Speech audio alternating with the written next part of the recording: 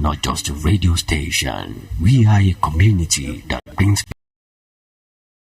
our sound. So what are you waiting for? Tune in to Glorious Twins Radio, Ibadan. Come on, turn the radio. Your Glorious Radio, ìkànnì tí gbogbo ayé ń fẹ́.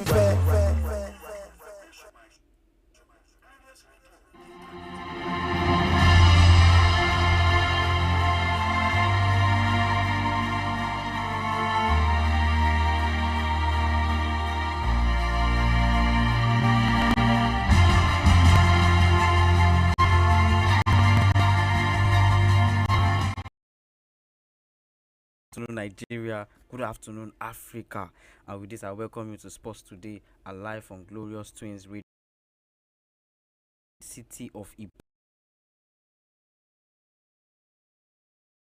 Let's get into the nitty-gritty of things.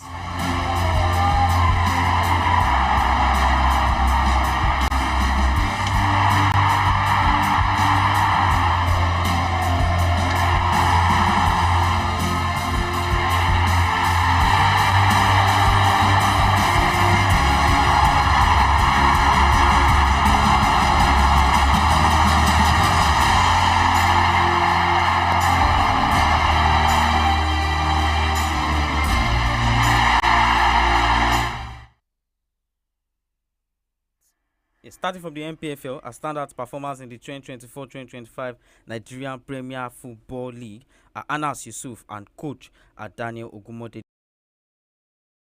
September 2nd in Abuja. If you are wondering why they should be rewarded, well, I can tell you for a fact that these two are fantabulous individuals. I had a fantastic season at 2024-2025 in the Nigerian Premier Football League. Daniel Ogumode was a spectacular coach who led Remo Stars to their first historic title ever, and Anas Yusuf recorded a season high goal scoring. Definitely he representing Nasarawa United got 17 goals in total, and the MPFL has decided to award him and Daniel Ogumode with awards as well as a 1.5 million naira cash prize.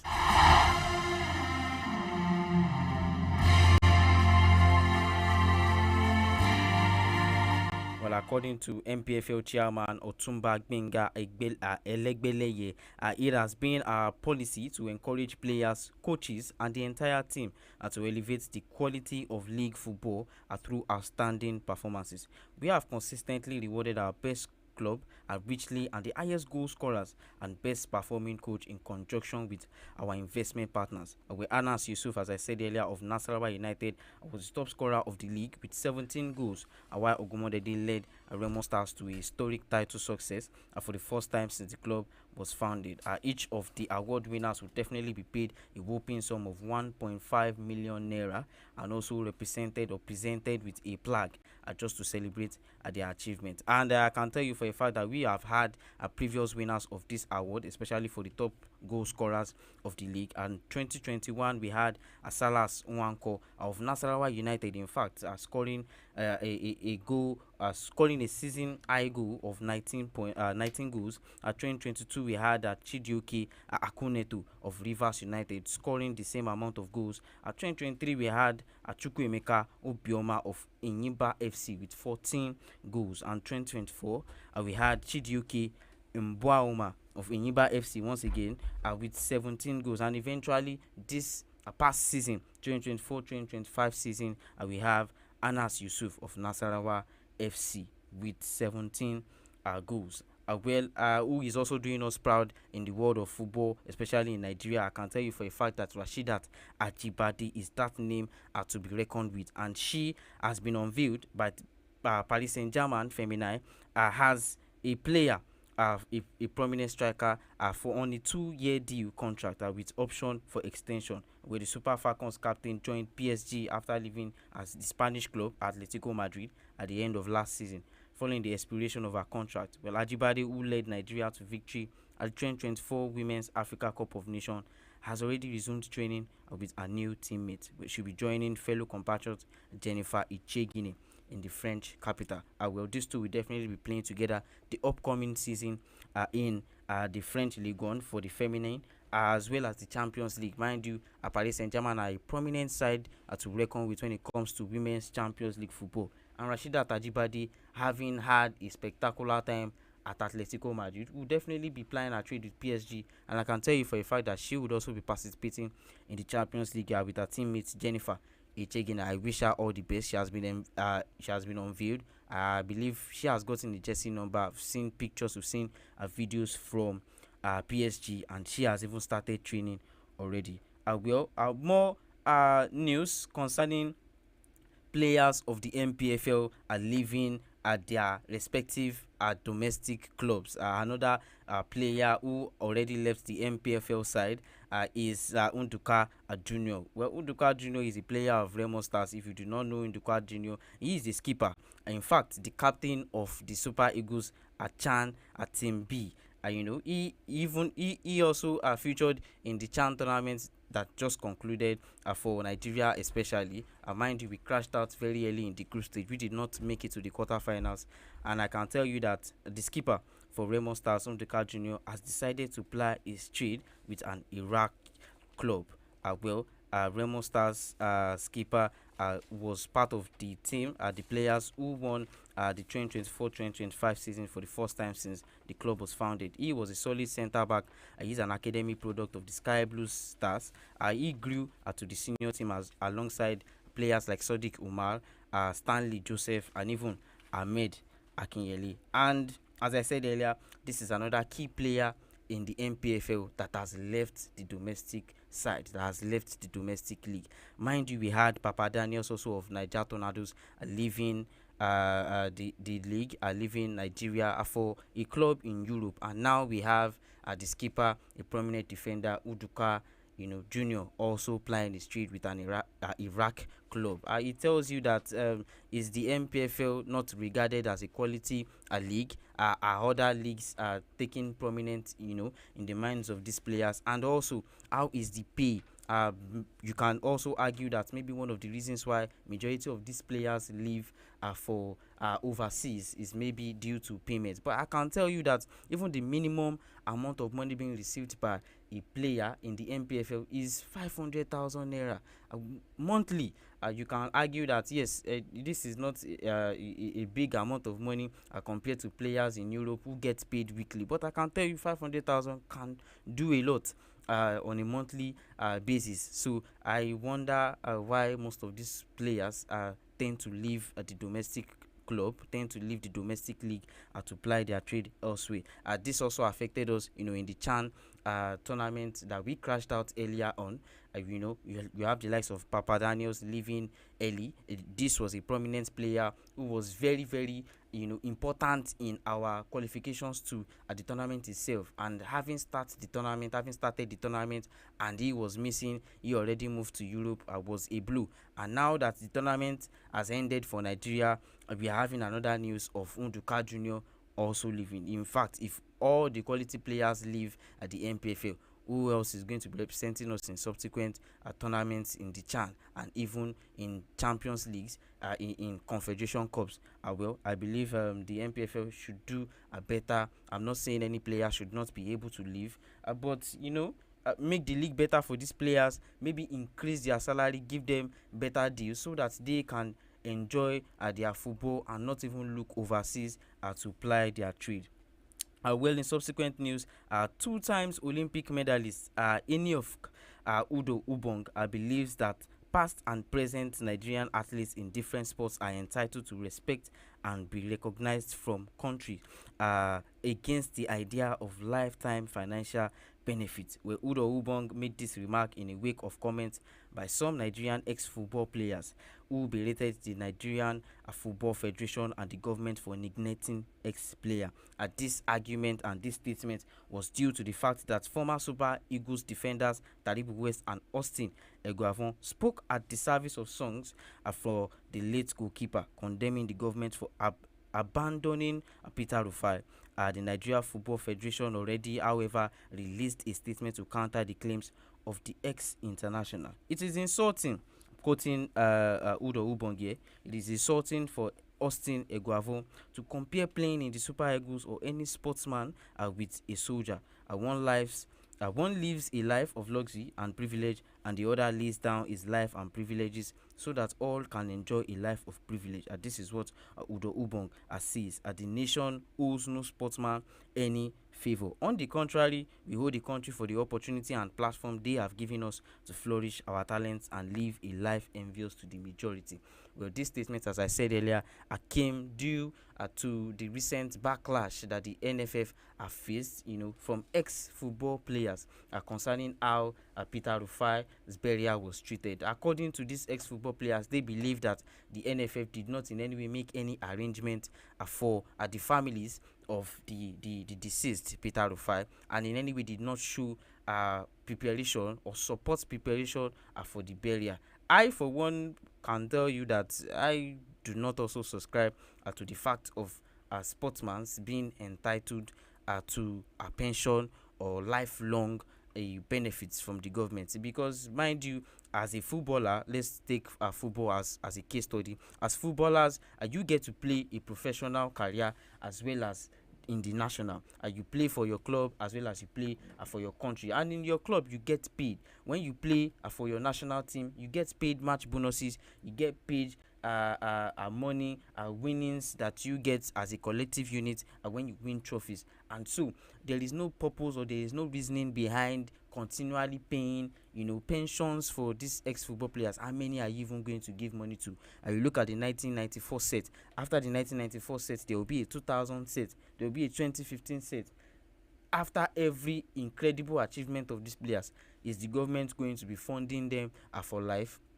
As I said earlier, you have a professional career, and definitely when you have a professional career, you made money from the professional career that you had. So I, for one, I support Udo Ubong as saying that the sportsmen, athletes as well as basketballers as well as footballers, who have represented Nigeria one way or the other, should not be entitled to lifelong benefits. I mean, you can honor them, you can immortalize their name, you can name stadiums after them, you can build statues after them, you can honor them with gifts, but putting them on lifelong salary, I definitely do not for one agree. But one thing that I would agree on, and I feel that the NFF can do better, is the fact that you look at players overseas. You have legends who die. An example is the deceased Diego Jota, who died during the transfer window, and when the season started, he is being honored every single match. I mean, when we started the MPFL, the NFF could have ordered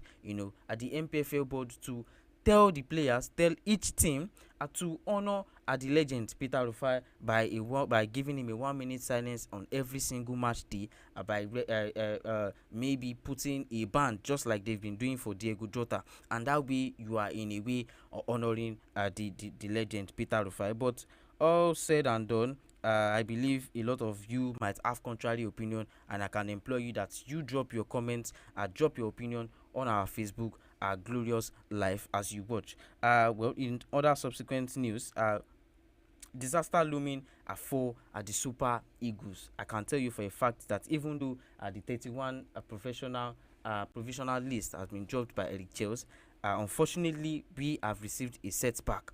And who is that setback? That setback is definitely the goalkeeper, the number one goalkeeper for the Super Eagles, Stanley Onwabali. Stanley Onwabali has suffered an injury in the 35th minute of Chippa United South African Premier Soccer League clash with Richards Bay on Tuesday night. And this is definitely a sad one for Richards. It's definitely a sad one for Nigeria, with the 29-year-old was named in the Nigeria 31 man provisional list squad for the crucial qualifier by head coach Eric Chels last week, and the Nwabali has been Nigeria's first choice goalkeeper since 2023 African Cup of Nations, where the Super Eagles finished in the second position.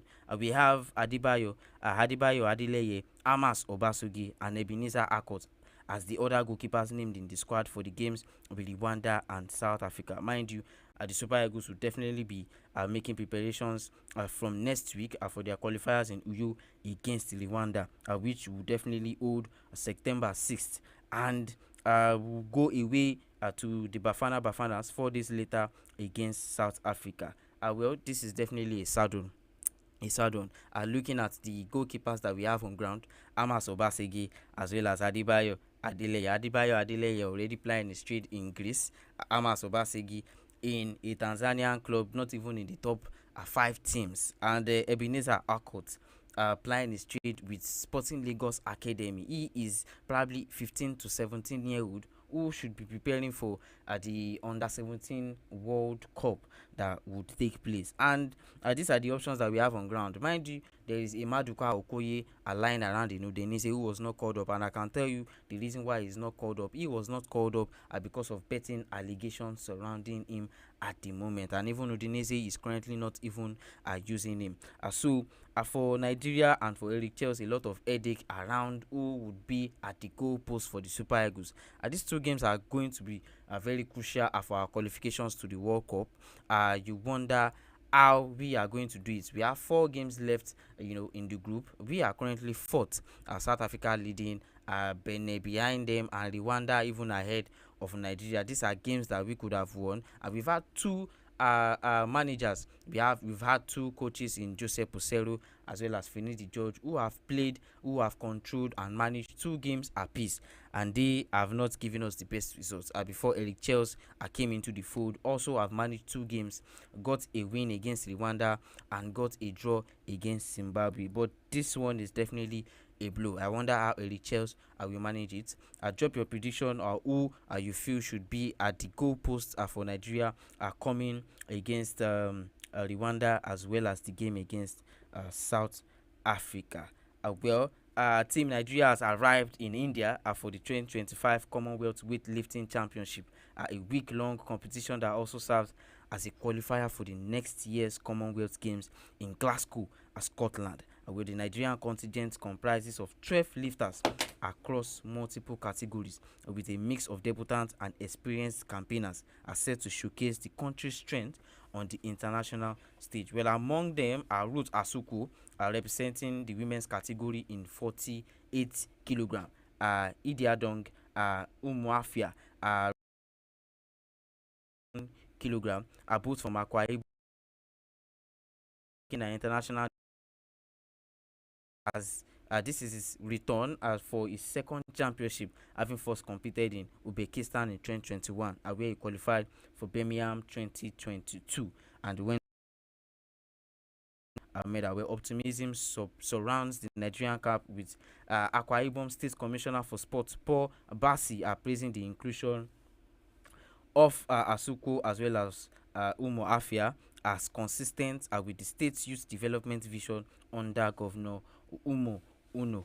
Will the governor expects Akwa Ibom youths to rise to their full potential in their chosen field? Well, I can tell you that if you are looking for a consistent federation, a consistent performer, when it comes to Nigerian sports, that is with lifting. You go to the Olympics, you go to the Paralympics, you go to championship games, they are always winners, they are always medal winners.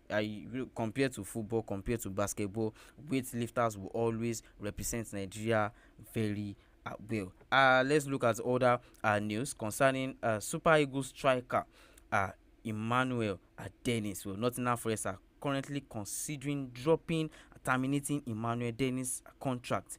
Nottingham Forest still have room to clear out in Nuno Espirito Santos' squad, with forgotten star Emmanuel Dennis finally set to depart the City Ground. He had an underwhelming loan at Blackburn Rovers in the second half of the 2024-2025 campaign, which has perhaps put teams off approaching the 27-year-old man, potentially leaving the Reds in an unwanted position. Where the club will lose out on transfer fee, Dennis is earning £40,000 per week at the City Ground. So definitely letting or terminating his contract would free up enough wages for other players to come in. Dennis might need to rely on this report interest from Italy, though giving out poorly his time at Blackburn Rovers went last season. He made his debut for Blackburn Rovers against Wolves in the FA Cup, where he showed promise, but has clearly lacked match fitness, after not featuring in City Ground in the first half of the 24-25 campaign. However, his time at Blackburn did not blossom, and even with added match fitness, he was sent off against Nottingham Forest in one of the matches that they played in March. The Nigeria went on to make 4 more appearances for Blackburn before the end of his loan spell, not registering a single goal for the club in 9 games. A sad one for Emmanuel Dennis. I guess he has to ply his trade in other leagues, maybe from Italy, maybe from the championship sides. Who knows? Who knows? But I can tell you for a fact that Nottingham Forest are not impressed, and they are willing to cut him. Let's look at another Nigerian making the airway, set for his medical, and that is definitely Christantos Uche. Christantos Uche is set to, appear for his medical in Wolverhampton Wanderers. Speaking to news outlets, president of the Spanish La Liga outfit Getafe, Angel Torres, has revealed that Nigeria attacking midfielder Christantos Uche will be joining English Premier League side Wolverhampton Wanderers, with the player ready to undergo medical today ahead of a €20 million deal. With the 22-year-old has been linked with an exit this summer with several Premier League clubs, including Brentford, Leeds United, Wolverhampton Wanderers, and even Sunderland, showing interest in his service. However, Wolverhampton Wanderers seems to have won the race to sign the talented Nigerian, going by the revelations of Angel Torres, having earlier tabled a 20 million euros bid, which have been recently accepted by Getafe. Well, a good one for Christantos Uche, if you ask me. He gets to play straight at Wolves, even though Wolves at the moment are not looking so good. They are definitely not looking so good, but they are a Premier League side regardless. And if you ask me, I think this is an upgrade from Getafe. I guess you will get to play quality football. You will get to play more prominent football. Be on the show. In the eyes of a lot of Nigerians. I mean, a lot of Nigerians right here. Have you watched the English Premier League and seen our very own Christantos Uche down the yellow shirt of Wolverhampton Wanderers? I think it's going to be a pleasure. I think he's going to enjoy himself at Wolves.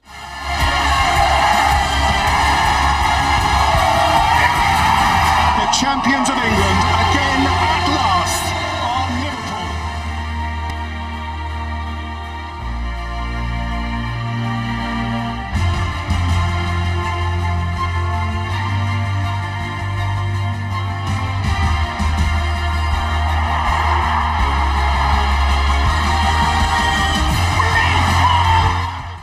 What is going on in the African Nations Championship, Chan? I can tell you for a fact that Morocco have secured a place in the final as they edge the defending champions on penalty. Morocco sealed a place in the final of the 2024 African Nations Championship, Chan, after edging defending champions Senegal 5-3 on penalties, following a tense 1-1 draw against after extra time at the Nelson Mandela National Stadium on Tuesday night, with the Atlas Lions, who previously lifted the trophy in 2018 as well as 2020, will now face Madagascar in Saturday's final in Nairobi. The island nation has stunned Sudan earlier in the day and to book their first ever appearance in the continental showpiece. So definitely Morocco will be going against Madagascar, who for the first time ever will be making their appearance in the tournament's final. I wish them the best of luck. Whatever results happen to come out of that, I will be telling you on Friday or maybe on Monday. But I can tell you that Nigeria already crashed out very early in the group stage.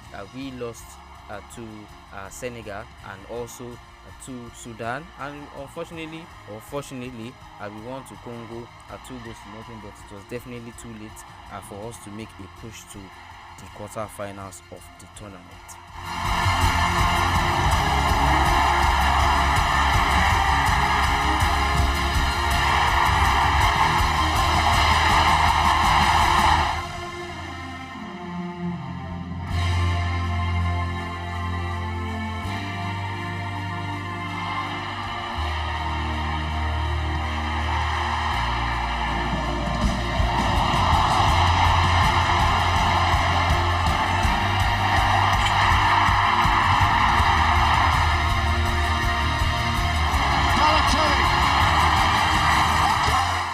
Quickly, let's move to happenings in Europe. And I can tell you that the Liverpool manager Arne Slot has expressed uncertainty about whether he witnessed a genuine football match following his team's dramatic 3-2 victory over Newcastle United at the St James's Park. Well, the Reds secured the win thanks to a 100th minute goal from 16-year-old forward Liu Nguma in a frantic encounter. Despite being reduced to 10 men, and Newcastle staged a spirited comeback from a 2-0 deficit, making the game a tense and unpredictable battle until the final whistle. I'm not too sure if I saw a football match. He says it was set piece after set piece, long throws after long throws. It didn't have a lot to do with tactics, but I liked a lot how we stood strong. The match was played out against the backdrop of Alexander Isak's desire to leave Newcastle for Liverpool, which contributed to a feisty atmosphere inside the stadium. That translated onto the pitch with Newcastle's Anthony Gordon shown a red card very early into the game for a rash challenge on Liverpool's captain Virgil van Dijk shortly before a halftime. There were 32 fouls in total at the most in Premier League game so far this season, and it was very difficult. It was definitely a very difficult first half hour. 45 minutes, we didn't collapse at all, and we went up one up. Newcastle going down to 10 men. You would expect it to be a big plus for us, but when a goalkeeper takes every free kick, there is not so much hope if you are a player up. That is why it was so difficult to bring the 2-0 victory of ours in halftime over the line. Well, we had it. Ngoma struck in the 100th minute at St James's Park, slotting home from a Mohamed Salah assist to secure a dramatic 3-2 victory. Well, concerning the match, I can tell you that just as I read, Newcastle definitely lost to Liverpool at the St James's Park. A lot of saga been going on between Alexander Isak and Newcastle as well as Liverpool. And for Ancelotti is still in disbelief that the tactics clearly did not favor him. I can tell you that is very, very funny. You expect something like this in the Premier League. Nobody is going to allow you get an easy win over them, especially when they are playing at home and knowing fully well that you are even after their striker, their best player so far, Alexander Isak. And I love the atmosphere at St James's Park Monday night was definitely electrifying. They came to the pitch to play. They showed their feistiness. They brought it to Liverpool. Unfortunately, Rio had other plans in hand as he got Liverpool that decisive winner. And let's talk about the youngster. Let's talk about Rio Ngoma. Who is Rio Ngoma? I can tell you for a fact that he was born in Newham, East London, on August 29th, 2008. Well, he is of Nigerian descent. He began his football journey at Chelsea's academy at 8, quickly rising through the ranks and impressing in youth competition before making the switch to Liverpool in the summer of 2024. Are we going to say this is very early to call Chelsea out, that they have lost a gem? Because currently looking at the situation going on at Chelsea, they bought Gittins for £50 million when you have a youngster as prominent as this. Let's move on. Liverpool's faith in the winger was rewarded when he made his professional debut in January 2025, starting the FA Cup tie against Accrington Sterling at 16 years and 135 days old, a club record in fact. His talent was further showcased during Liverpool's pre-season tour, where he scored and assisted against top opposition. While he is eligible to represent Nigeria, Ngumo has so far won the 3 Lions shirts at youth levels. He played for England at under 15, under 16, as well as under 17 levels, and featured at the UEFA European under 17 Championship earlier this year. Well, his versatility allows him to play as a left winger or attacking midfielder, where his flair, dribbling ability, and composure sets him apart. Where Ngumo's winner against Newcastle not only secured 3 points but also underlined his growing reputation as one of England's brightest young prospects. Liverpool manager himself, Ancelotti, has praised the youngster's maturity and fearless style of play, while senior teammates have tipped him as a future star. Well, I've seen a lot of speculation. Well, if you ask me, it is definitely too early. We saw back then a lot of photos being taken by the NFF chairman with Eberechi Eze, Michael Olise, and still all led to futile ambition because they did not get to play for Nigeria, and now we seem to be trending that part with Rio. Allow the young star to breed. Allow him to make his decision himself. If he wants to play for the Super Eagles, all well and good. And if he does not want to, if he wants to play for the Three Lions of England, also all well and good. I can tell you also that he is the fourth player in the history of Premier League to score their debut goal at a young age. He is the first player with 16 years of age and 361 days, for him to get his debut goal for a professional football club in England, which at the moment for him is definitely Liverpool. But let's go into Champions League drama. As Kiryat of Kazakhstan carved their names in football history on Tuesday night as they booked a maiden UEFA Champions League group stage spot after outclassing Celtics at 3-2 on penalties. Well, the Kazakhstan side frustrated the former European champions across 2 legs, both ending goalless. Before holding their nerves in a nerve-shredding shootout, the Celtic collapsed from the spot, missing 3 penalties, including a decisive effort from Desian Meda to confirm their relegation to the Europa League. The defining moment belonging to the goalkeeper, to Kiryat's 21-year-old goalkeeper, who pulled off decisive saves and cemented his status as the unlikely hero of the night. His late intervention already denied Celtic, where he palmed away Luke McCowell's 112th minute effort to force penalties. Despite dominating possession, Celtic struggled in front of goal, managing 22 shots across both matches, but only 8 on target.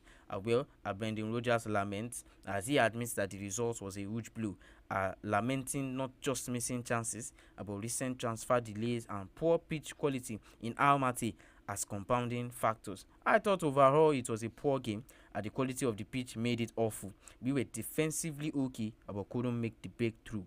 We had chances, and then when it goes to penalty, anything can happen. Very disappointing if you ask me.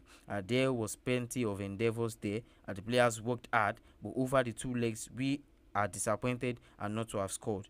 We just had to reflect on opportunities we had that we didn't take. We have to settle for the Europa League. It is very frustrating. We showed a glimpse of what we can do at this level last season, referring to last season, but we haven't shown that over these 2 games. It's a huge blow for us.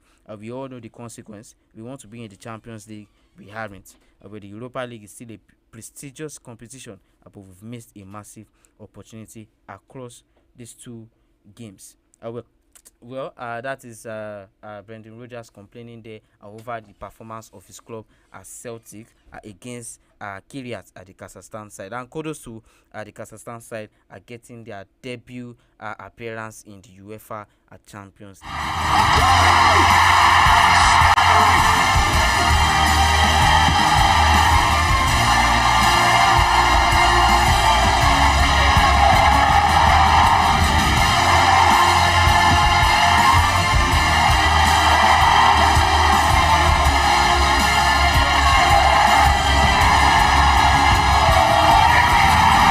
Champions of England again at last are Liverpool.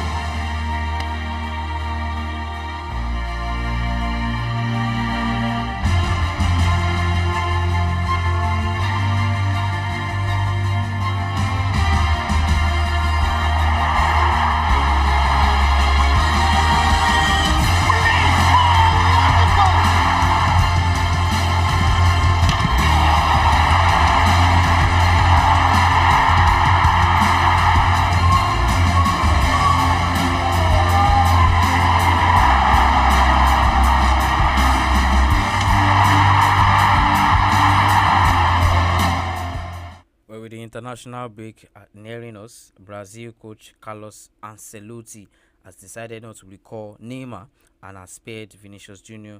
For the World Cup qualifiers against Chile and Bolivia next month, with Lucas Paqueta returning to the national team. With the 33-year-old Neymar, who returned to Santos in January, has not worn the Brazil jersey for nearly 2 years due to repeated injuries. Neymar had a small problem last week, Ancelotti told the press on Monday without providing further details. Well, according to the Brazilian press, Brazil's leading all-time scorer with 79 goals in 128 matches has experienced thigh discomfort during training. Well, his absence from the squad for the final 2 World Cup qualifying matches was, however, played down by Ancelotti, with the 5-time champions having already booked their ticket to the next year's tournament in the United States, Canada, as well as Mexico. But Neymar, who doesn't need to test him, we don't need to test him. Everyone knows him. Like the others, he must arrive in good physical condition to help the national team give its best at the World Cup, as said the Italian coach. Neymar had been called up by Ancelotti's predecessor, Dorival Jr., for matches in March, a 2-1 victory against Colombia and a 4-1 defeat to Argentina, but was forced to withdraw due to a thigh injury. And in the first 2 matches under Italian guidance in June, Brazil drew 0-0 in Ecuador before beating Paraguay and 1-0 thanks to a goal from Vinicius Jr. to seal their place in the 2026 World Cup. The Real Madrid striker will also be absent from the next training camp, suspended for the match against Chile on September 5 at the Maracana Stadium in Rio de Janeiro. The Brazil staff preferred to spare him the trip to play at altitude in Bolivia on September 9. Paqueta, meanwhile, is returning after being cleared of betting charges by an independent commission of the Premier League last month. The Western midfielder had been absent from the national team since November 2024. And also returning to the Brazilian team is João Pedro, who has been in great form since joining Chelsea in July, with the 23-year-old centre forward shown in July at the Club World Cup, scoring both goals that eliminated Fluminense, his youth club, in the semi-finals, and the third in the 3-0 victory in the final against Paris Saint-Germain. Well, Paqueta making his claim back into the Brazilian squad for the matches against Chile as well as Bolivia. And for Neymar, he is a legend for Brazil. Currently, he is out injured. And for Brazil also, they have secured qualifications to the next World Cup. So I don't think this should be a problem if they lose or they get stalemate against Chile as well as Bolivia.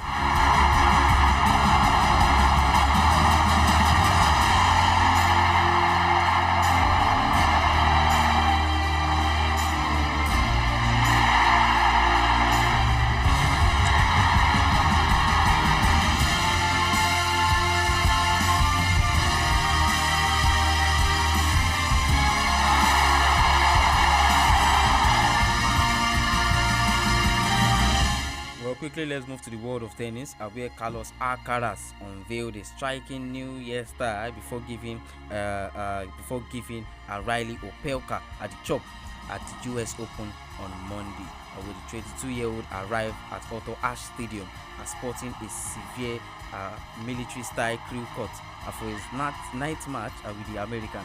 While Alcaraz's news look failed to impress some, a close friend and fellow player Franz Tiafoe called it terrible. He did not distract the streamlined Spaniard from the task at hand, as he modeled a 6-4, 7-5, 6-4 first-round victory over Opelka.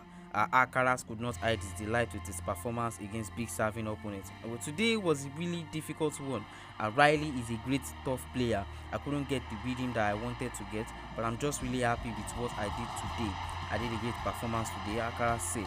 And he revealed in subsequent interviews that his new haircut had arisen from his botched attempt to trim by his brother. But the brother just misunderstood the machine. He just cut it. Then you just know the only way to fix it is to shave it off. To be honest, it's not that bad, I guess. Some people like it, some people don't like it. To be honest, I'm just laughing about the reaction of people. That is Alcaraz concerning his new current hairstyle. And he's definitely a funny one. For a player with a lot of hair having to start the tournament with a bald head. I mean, definitely going to bring a lot of statements and the reaction from the fans as well as the player. The Alcaraz, who won the first of his first 5 Grand Slam single titles at the US Open in 2022, took control with a break in the 5th game of the first set, retaining that advantage before serving out. A long forehand return from Opelka gave Alcaraz 3 match points, and he converted the first with his scorching forehand down the line to advance. And Alcaraz will face Italy's Mattia Belusic in the second round. In subsequent news, also in the world of tennis, world number 1 Yannick Sinner began his bid for back-to-back US Open titles with an emphatic victory on Tuesday as well. And for the women's draw, her favourite Iga Swiatek swept her opponent into the second round. Where for the Italian star Sinner, he definitely defeated Czech world number 89 Krupevria 6-1, 6-1, 6-2, and needing just 1 hour 38 minutes to advance into the next round. Well, according to him, it feels great to be back. Obviously, it's a very special tournament. Definitely Sinner, who is attempting to become the first man to repeat as US Open champion since Roger Federer won 5 in a row from 2004 to 2008. And Yannick Sinner, who is 24 of age, will face Alexia Popyrin in the third round. I am very happy that I am healthy again, said Sinner, who was forced to retire from last week's Cincinnati Open final against Carlos Alcaraz. I have amazing memories. Every year is different. You come here starting this tournament hopefully in the best possible way, which I did, he added. As Sinner's blistering start on the Arthur Ashe Stadium court was matched by Poland Swiatek, who was similarly emphatic in a 6-1, 6-2 rout of Colombia's Emiliana Arago, where the 24-year-old from Poland was always in control against 84th ranked Arago, overwhelming the Colombian with some powerful ground strokes amid with some deft work at net. Well, the win makes Swiatek the first woman in history to win 65 consecutive WTA level first round matches, surpassing Monica Seles, her previous record of 64.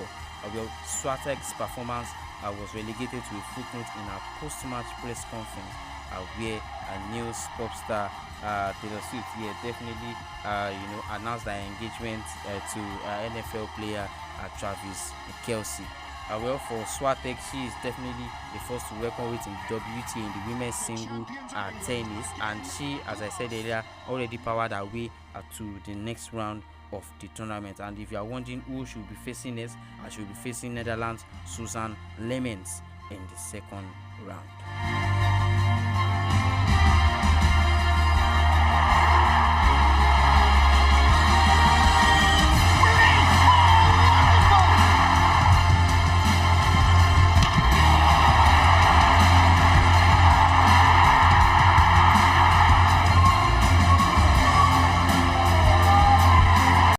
Abuska would definitely take on Alex Ella.